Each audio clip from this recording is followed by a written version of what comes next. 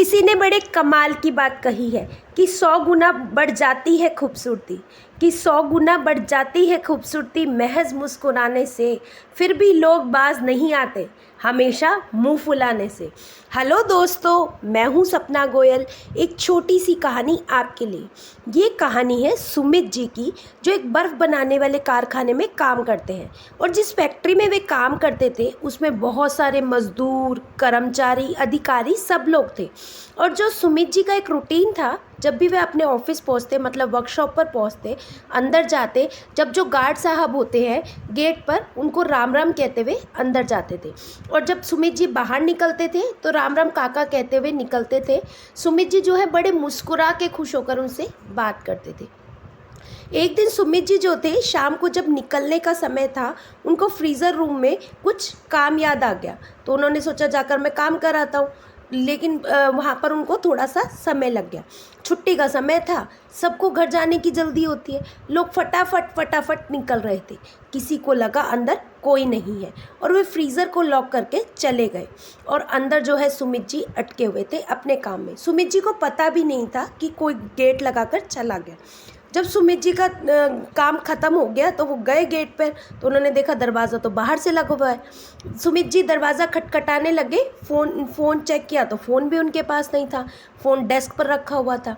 सुमित जी को टेंशन हो गई, क्या होगा, मैं तो फंस गया हूँ, सब लोग चले गए हैं। दरवाजे में छोटा सा ग्लास बना हुआ था, उससे बाहर की तरफ देखा तो वहाँ कोई भी नहीं दिख रहा था, सब लोग जा चुके थे।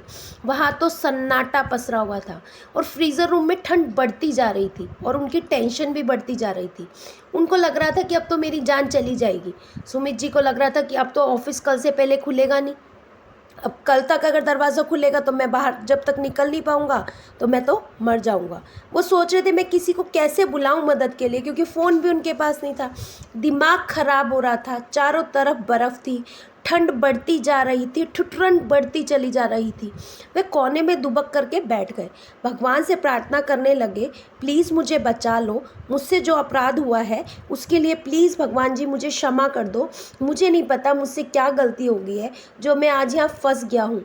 अगर मैं यहाँ रह गया, मैं मर गया तो मेरे बीवी बच्चों को संभालने वाला कौन होगा। उनको ये लग रहा था कि मेरे परिवार का क्या होगा। मेरी जान ऐसे मत लो, बख्श दो। वो भगवान जी से बार बार रिक्वेस्ट कर रहे थे, कह रहे थे कभी कुछ, मतलब भगवान से विनती कर रहे थे कुछ हो जाए ऐसा कि कोई मुझे बचा ले। ऐसा करते करते आधा एक घंटा बीत गया। करीब 1 घंटा बीता होगा कि दरवाजे पर खटखट की आवाज़ आई। उनके पास इतनी भी हिम्मत नहीं थी कि वो दरवाजे तक जा कर के देख सके कि कौन है। तभी गार्ड साहब ने दरवाज़ा खोला और साहब जी करते अंदर आ गए। गार्ड साहब ने देखा कि वे ठंड के मारे कोने में दुबक करके बैठे हुए और ठंड के मारे उनकी जान जा रही है। बिना देरी के गार्ड साहब उनको बाहर लेकर के आए, उनको हीटर के पास बैठाया। जब थोड़ी देर बाद सुमित जी की सांस में सांस आई, जान में जान आई, तब गार्ड साहब ने पूछा, साहब आप कैसे फंस गए? सुमित जी ने कहा, मैं फ्रीज़र रूम में कुछ देखने के लिए गया था, कुछ काम से गया था, किसी ने बाहर से दरवाज़ा लगा दिया। पर आप मुझे ये बताओ, आपको कैसे पता चला कि मैं अंदर फंस गया हूँ? आप मुझे ढूंढते ढूंढते अंदर कैसे आ गए? यहाँ तो इतने सारे लोग आते हैं। गार्ड साहब कहने लगे, अरे साहब आप ही तो हैं जो इतने प्यार से बात करते हैं। कुछ लोग ही हैं जो मुझसे इस कंपनी में ढंग से बात करते हैं, क्योंकि ज़्यादातर लोग तो नज़रअंदाज करके इग्नोर करके चले जाते हैं।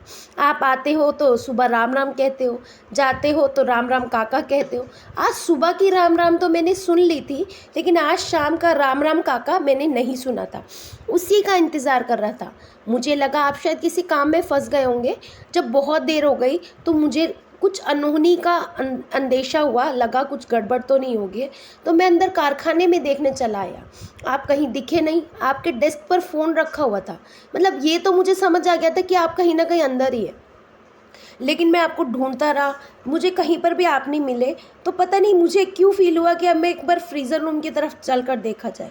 वैसे तो दरवाज़ा बाहर से लगा हुआ था, परंतु ना जाने क्यों मेरे दिल ने कहा कि कुछ अनहोनी का अंदेशा हो रहा है, इसलिए मैंने फ्रीज़र रूम का दरवाज़ा खोल के अंदर देखा।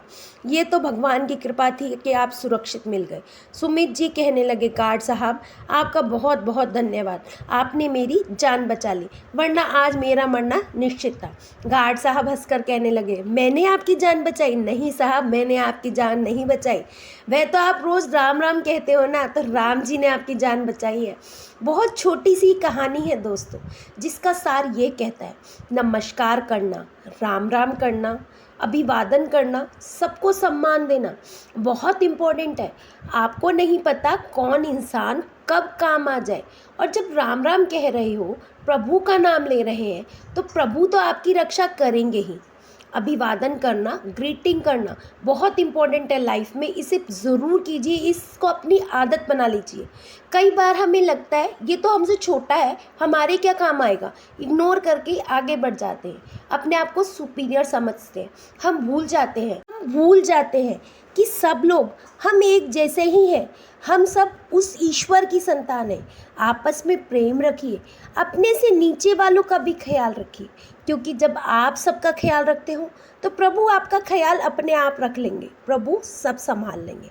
आशा करती हूँ दोस्तों आपको ये कहानी पसंद आई होगी। कहानी पसंद आई हो तो चैनल को लाइक, शेयर, सब्सक्राइब करना ना भूलिएगा। कहानी को आगे फॉरवर्ड भी कीजिएगा। फिर मिलेंगे दोस्तों एक नई कहानी के साथ। तब तक हंसते रहिए, मुस्कुराते रहिए, ज़िंदगी का आनंद लीजिए और स्वास्थ्य का ध्यान रखिए। धन्यवाद।